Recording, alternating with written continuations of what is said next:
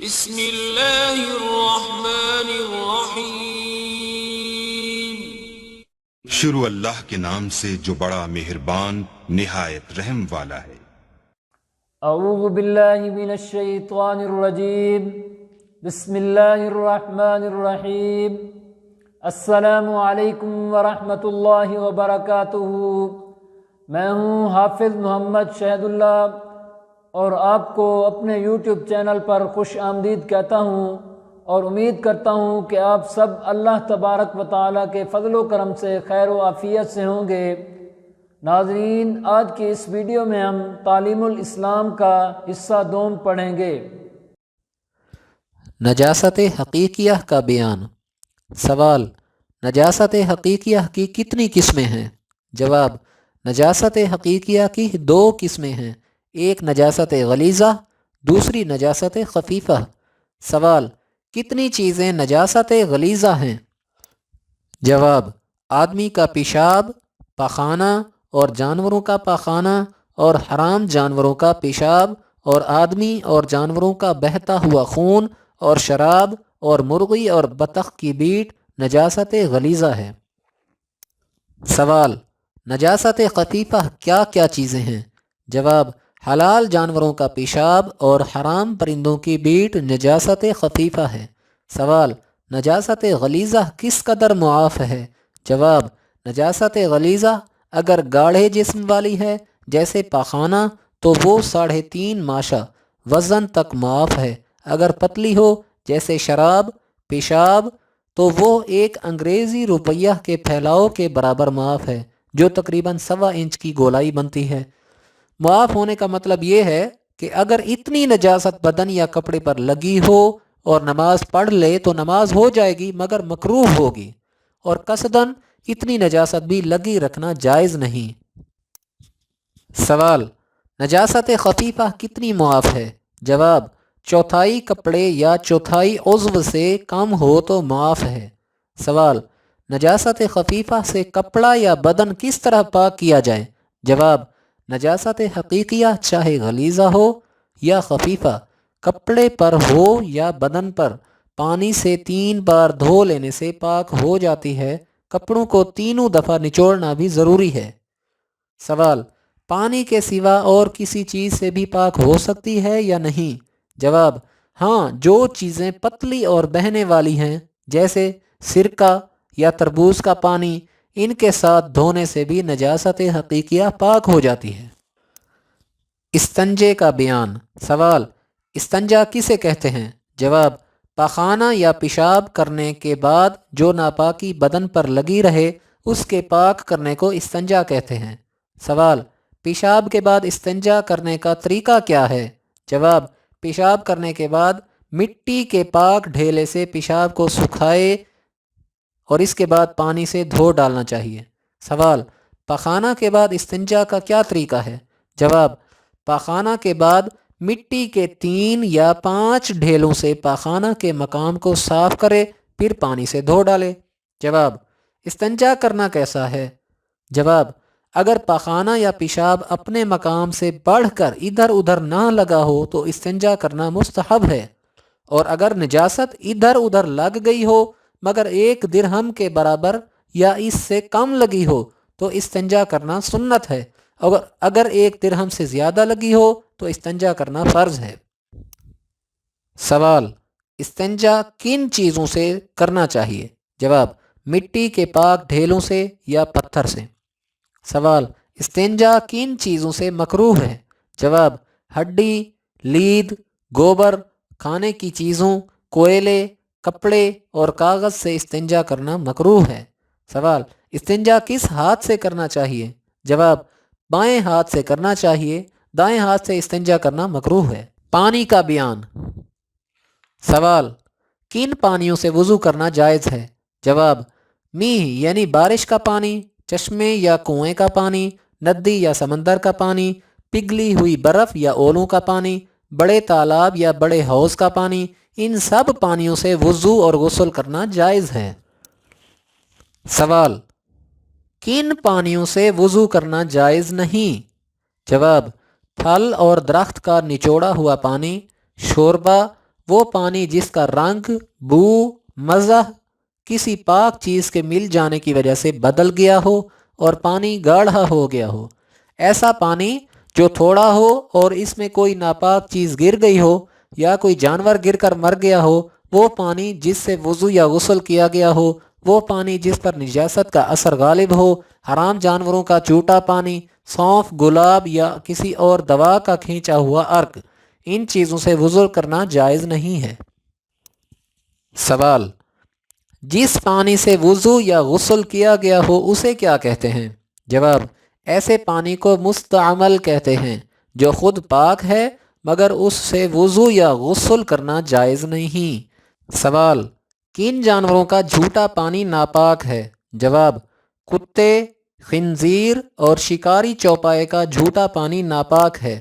اسی طرح بلی جو چوہا یا کوئی اور جانور کھا کر فوراً پانی پی لے، یعنی بلی اگر چوہا یا کوئی اور جانور کھا کر فوراً پانی پی لے، اس کا جھوٹا بھی ناپاک ہے، اور جس آدمی نے شراب پی اور فوراً پانی پی لیا، اس کا جھوٹا پانی بھی ناپاک ہے۔ سوال: کن جانوروں کا جھوٹا پانی مکروہ ہے؟ جواب: بلی کا جھوٹا پانی مکروہ ہے بشرط یہ کہ فوراً چوہا نہ کھایا ہو۔ اسی طرح چوہا، چھپکلی، پھرنے والی مرغی، نجاست کھانے والی گائے، بھینس، کوا، چیل، شکرا اور تمام حرام جانوروں کا جھوٹا مکروہ ہے۔ سوال: کن جانوروں کا جھوٹا پانی پاک ہے؟ جواب: آدمی اور حلال جانوروں کا جھوٹا پانی پاک ہے، جیسے گائے، بکری، کبوتر، فاختہ، گھوڑا۔ سوال: کون سا پانی نجاست کے گرنے سے ناپاک ہو جاتا ہے؟ جواب: سوائے دو پانیوں کے تمام پانی نجاست کے گرنے سے ناپاک ہو جاتے ہیں۔ وہ دو پانی یہ ہیں: اول ندی یا دریا کا بہتا ہوا پانی، دوسرے ٹھہرا ہوا زیادہ پانی جیسے بڑے تالاب یا بڑے حوض کا پانی۔ سوال: ٹھہرے ہوئے زیادہ پانی کی کیا مقدار ہے؟ جواب: جو ٹھہرا ہوا پانی نمبری گز سے 5.5 گز لمبا اور 5.5 گز چوڑا، یعنی 16.5 فٹ چوڑائی اور اتنی ہی لمبائی ہو، وہ زیادہ پانی ہے۔ جو حوض یا تالاب کے اتنا بڑا ہو، وہ بڑا حوض اور بڑا تالاب سمجھا جائے گا۔ سوال: نجاست گرنے کے سوا اور کس چیز سے تھوڑا پانی ناپاک ہو جاتا ہے؟ جواب: اگر پانی میں کوئی ایسا جانور گر کر مر جائے جس میں بہتا ہوا خون ہوتا ہے تو پانی ناپاک ہو جاتا ہے، جیسے چڑیا، مرغی، کبوتر، بلی، چوہا۔ سوال: بڑے تالاب یا حوض کا پانی کب ناپاک ہو جاتا ہے؟ جواب: جب اس میں نجاست کا مزہ یا رنگ یا بو ظاہر ہو جائے، وہ پانی ناپاک ہو جاتا ہے۔ سوال: کن جانوروں کے پانی میں مر جانے سے پانی ناپاک نہیں ہوتا؟ جواب: جو جانور کہ پانی میں پیدا ہوتے اور رہتے ہیں، جیسے مچھلی، مینڈک، اور وہ جانور جن میں بہتا ہوا خون نہیں ہے، جیسے مکھی، مچھر، بھیڑ، چھپکلی، چیونٹی، ان کے مرنے سے پانی ناپاک نہیں ہوتا۔ کنویں کا بیان۔ سوال: کنواں کن چیزوں سے ناپاک ہو جاتا ہے؟ جواب: اگر نجاست غلیظہ یا خفیفہ کنویں میں گر جائے یا کوئی بہتے ہوئے خون والا جانور کنویں میں گر کر مر جائے تو کنواں ناپاک ہو جاتا ہے۔ سوال: اگر کنویں میں کوئی جانور گر کر زندہ نکل آئے تو کنواں پاک رہے گا یا ناپاک ہو جائے گا؟ جواب: اگر ایسا جانور گرے کہ اس کا جھوٹا ناپاک ہے یا وہ جانور گرے جس کے بدن پر نجاست لگی تھی تو کنواں ناپاک ہو جائے گا۔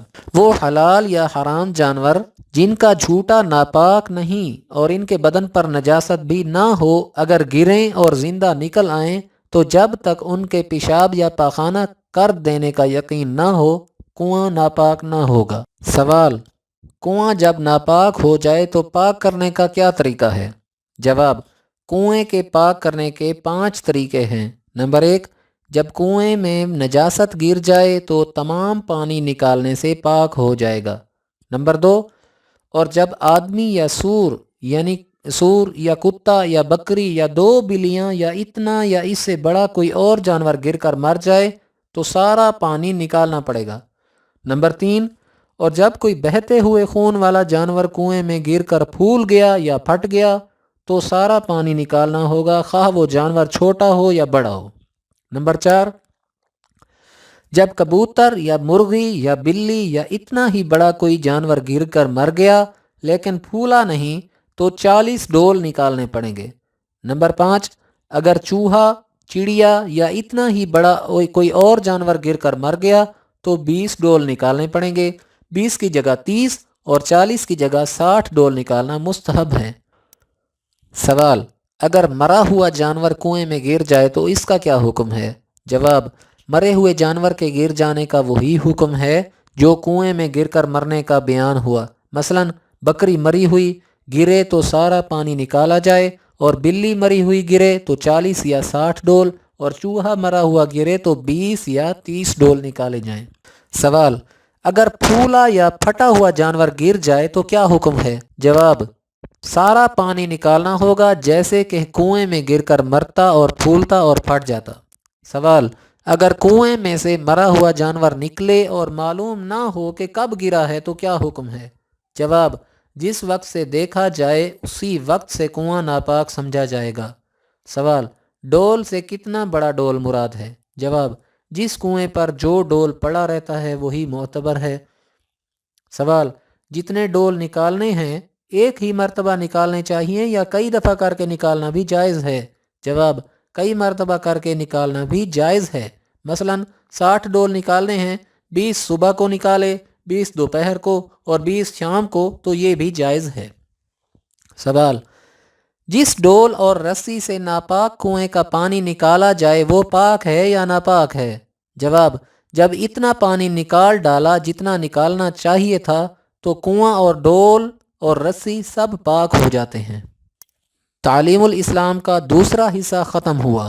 मैं उम्मीद करता हूँ कि आपको हमारी वीडियो पसंद आई होगी। वीडियो को लाजमी लाइक करें और सवाब की नीयत से तमाम मुसलमानों को फ़ायदा पहुँचाने के लिए अपने प्यारे दोस्तों के साथ ज़्यादा से ज़्यादा शेयर करें। और अगर आप हमारे चैनल पर नए आए हैं तो इसी तरह की अच्छी अच्छी वीडियो देखने के लिए हमारे चैनल को लाजमी सब्सक्राइब करें।